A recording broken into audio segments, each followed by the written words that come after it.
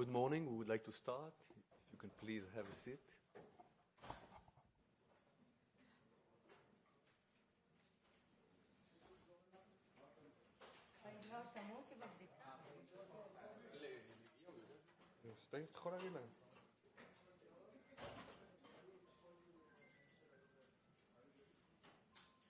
שומעים? אנחנו משדרים? אנחנו כבר משדרים?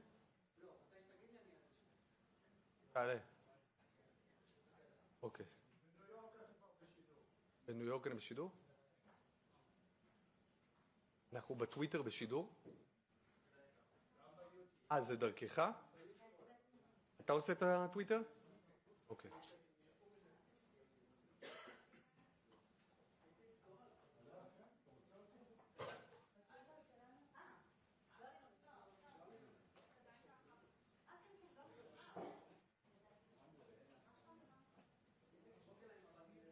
ארמי?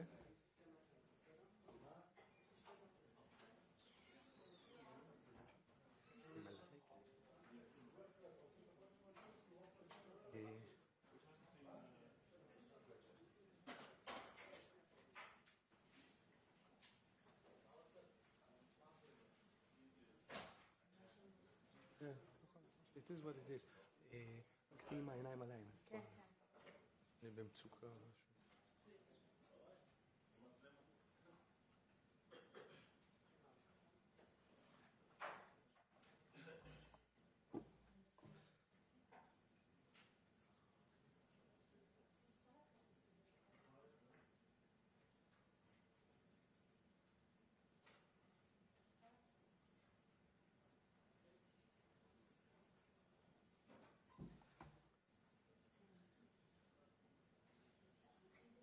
כן, אפשר.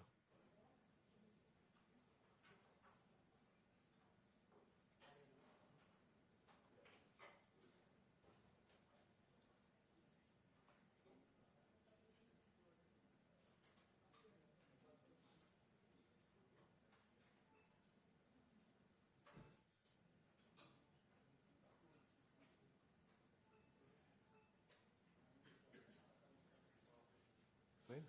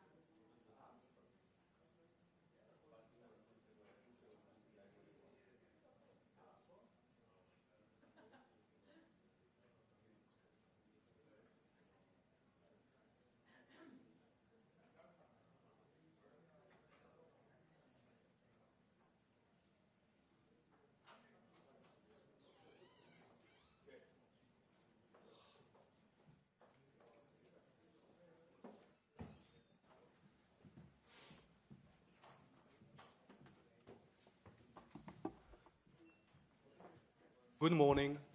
Thank you for joining us.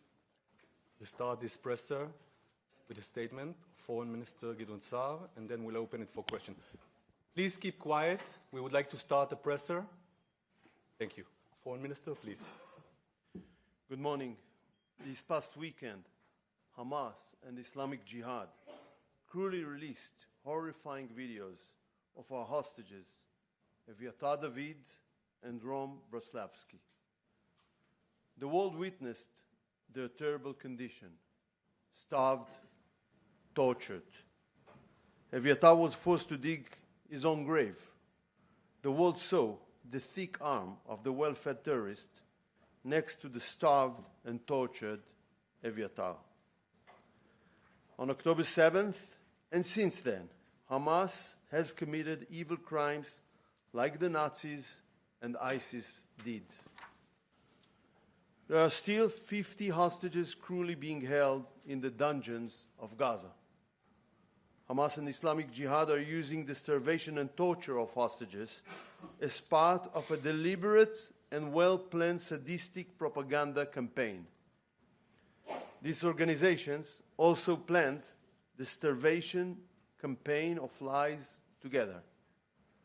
The amount of aid entering proves that is a fake propaganda campaign. We see the dire condition of our starved hostages, yet they still have not seen representatives of the Red Cross, despite this being explicitly agreed upon. Hamas have also kidnapped civilians in the past, but it was done on a huge scale on October 7.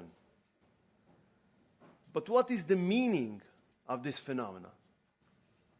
Terror states and organizations kidnap civilians in order to ensure their own survival and interests. Innocent civilians are inhumanely used as tools by terrorists to achieve their goals.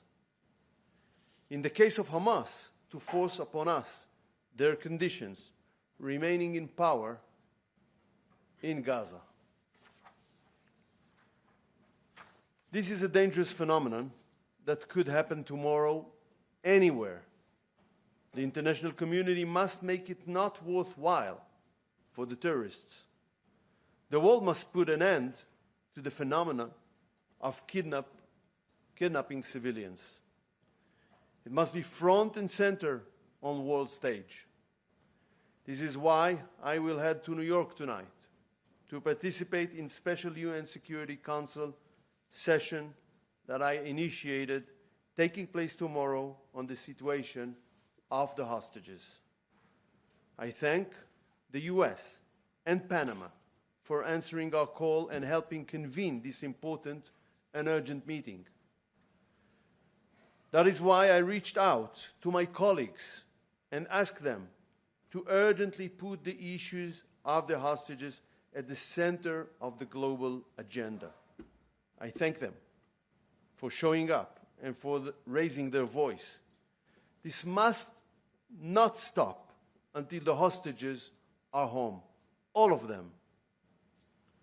But I must say, the unbalanced and twisted anti-Israeli agenda of a huge part of the international media has once again been exposed.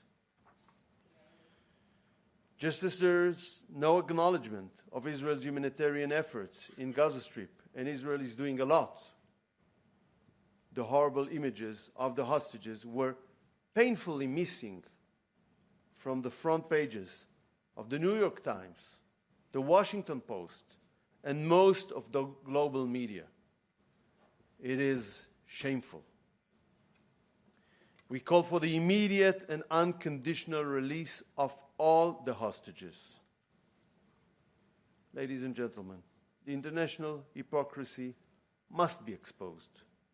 Certain countries and leaders try to create a symmetry between both sides, between hostages and murderers. But this is a distortion. There is no symmetry here. Let's see it. I pushed everybody to say first release of hostages and ceasefire. So we have to create a push. Mr. President, does that include Palestinian hostages as well? Yes, all And there are thousands. I'm very clear. All the hostages. Palestinians as well. On both sides. You heard what the President of France said. Hostages on both sides. But there aren't. On one side, you have hostages brutally kidnapped from their homes on October 7th, tortured and held in cruel captivity for almost 2 years by Hamas. On the other side, evil murderers serving life sentences. The simple truth, there are hostages on one side and terrorists on the other. The steps taken by countries like France, the UK, Canada and others are a pure prize for terror. A huge gift for Hamas. I don't have to say it. Hamas is saying it. Let's see it. تاريخية كبيرة جدا.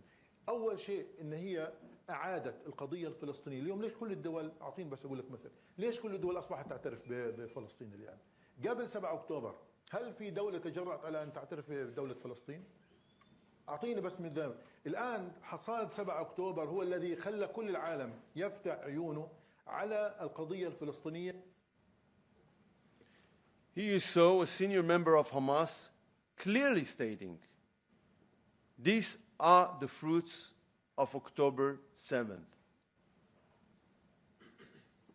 These countries must understand the consequences of their actions.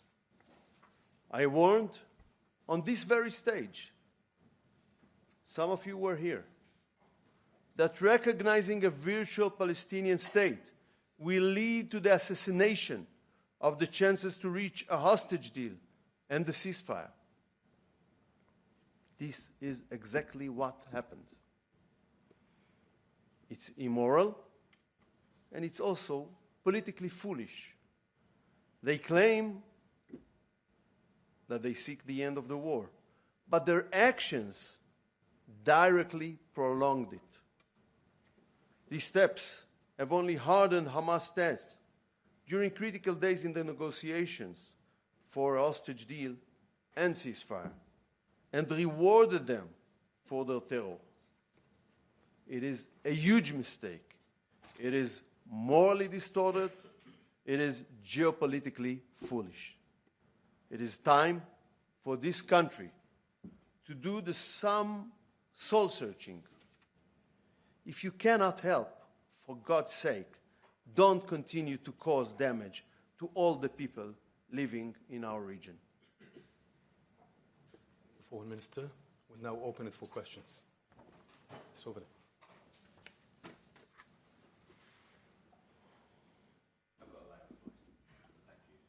Thank you, Foreign Minister, and thank you for having us here today.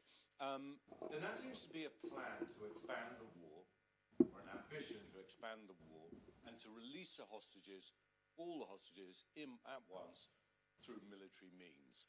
Can you explain a little more how this will work? Steve Witkoff also saying that all the hostages will be released at once.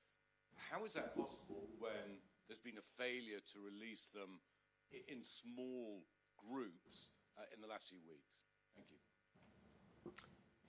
It reflects a wish to see all the hostages come back and the wish to see the end of this war after the talks for a partial deal was not successful. And this is basically what I believe Mr. Witkoff said.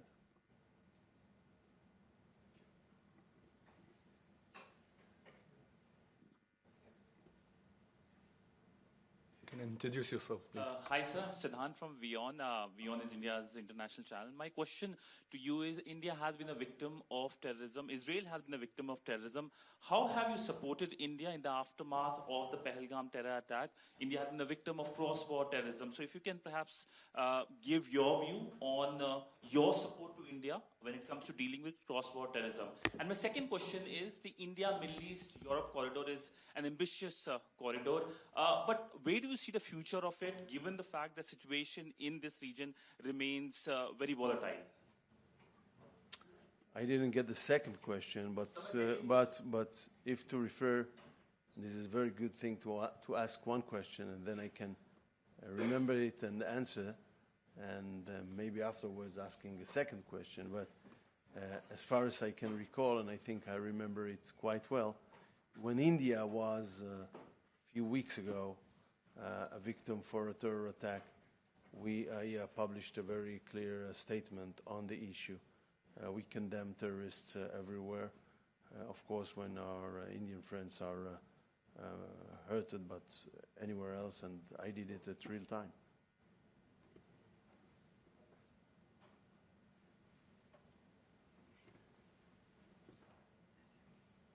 Michael, תביא לי את בבקשה. Hi, Alexander Cornwell from Reuters. Foreign Minister, in recent days, and to follow on from the initial question, American and Israeli officials have been quoted talking, Israeli officials about a comprehensive deal in Gaza, American officials about a US-Israeli plan for Gaza reconstruction that would essentially mean ending the war. Witkoff quoted as saying that Hamas is prepared to lay down its arms. What does this look like? I mean, we're almost 2 years into this war. What does this look like? And is anything different today? Has something changed in recent days compared to maybe a week, 2 weeks ago, when a deal was not able to be reached? Thank you. Well, I believe that in Washington, D.C., they are investing thoughts about what we used to call the day after. And therefore, we will not give the conclusions of their thoughts. The Americans will do that in due time. But I believe you referred to that. We also discussed with the U.S. The humanitarian situation, and I believe that the U.S. is intent to enter massively to this issue, and we praise that. Again, we will let the U.S. announce its own decisions in due time.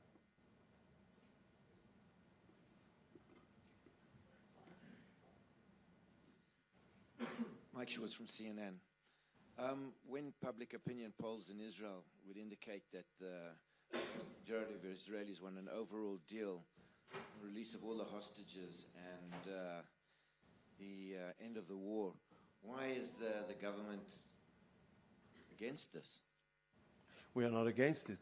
We are for it. The war could have ended yesterday, can end tomorrow.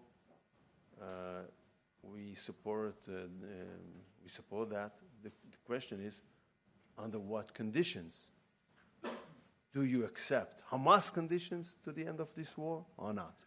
When Israel are being asked specifically on the conditions, then you'll see different answers. So, yes, we would like to have all our hostages back. We would like to see the end of this war. We always prefer to get there by diplomatic means, if possible. But of course, the big question is, what will be the conditions for the end of the war? And I'll give you a couple of conditions that is part of declarations of all states. Hamas cannot have a role in the future of Gaza. Hamas must be demilitarized. All the hostages must come back. But until now, as you know, Hamas didn't agree to that, and it published a specific statement on that last Friday. So the question is not about ending the war. The question is under what conditions. Basically, we would like to do it, but we would like to do it under Hamas conditions.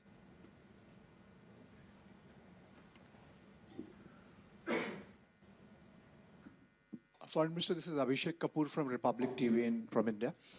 My question is, you mentioned about the double standards or hypocrisy of some nations in dealing or equating terror victims with terrorists. We have in India faced that for a long time. What more can be done about that? And two, about what? What more can be done about tackling this hypocrisy of some nations and perhaps some part of the world in equating terrorists with victims of terror, which I said India has faced for long.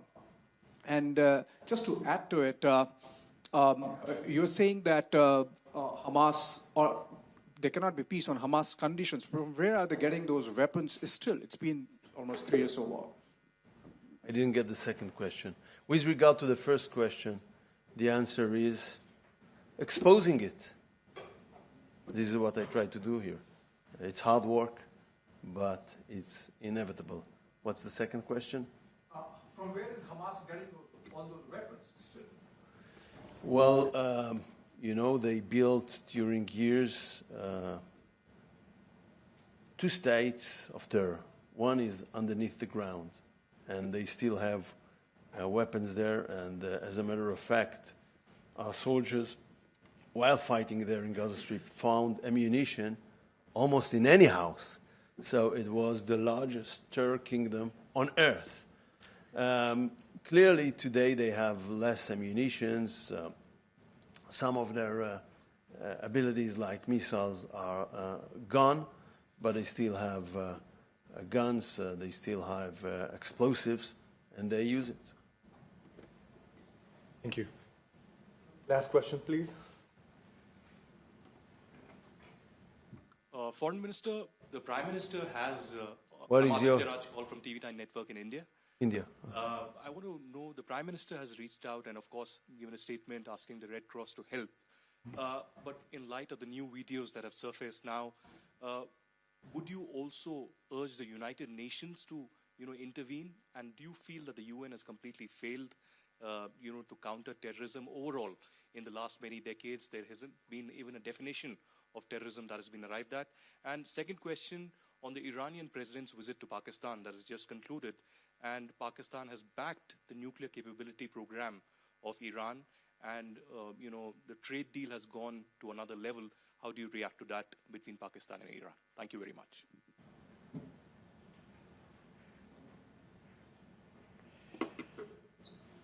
First of all, with regard to the Red Cross, it is very important to emphasize that visits and also medical treatments, medicines, included in the first hostage deal from November 2023. Hamas breached it. Hamas didn't implement. So there was an effort by the Prime Minister to reach out and see what can be done, and I hope it will bring fruits.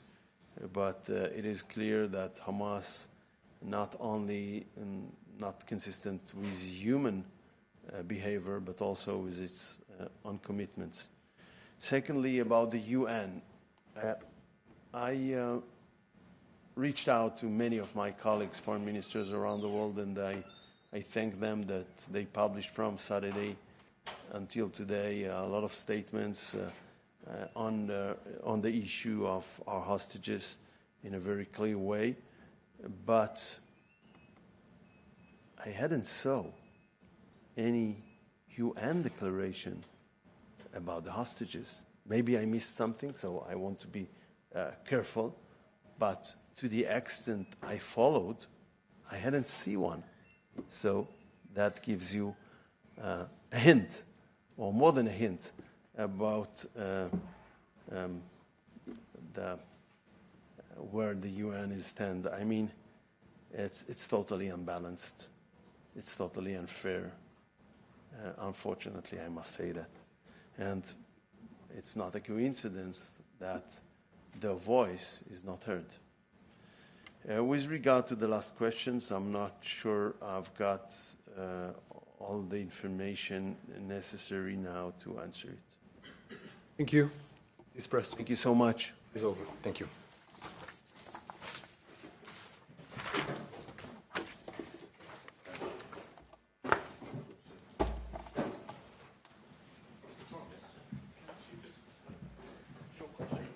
Answer the question.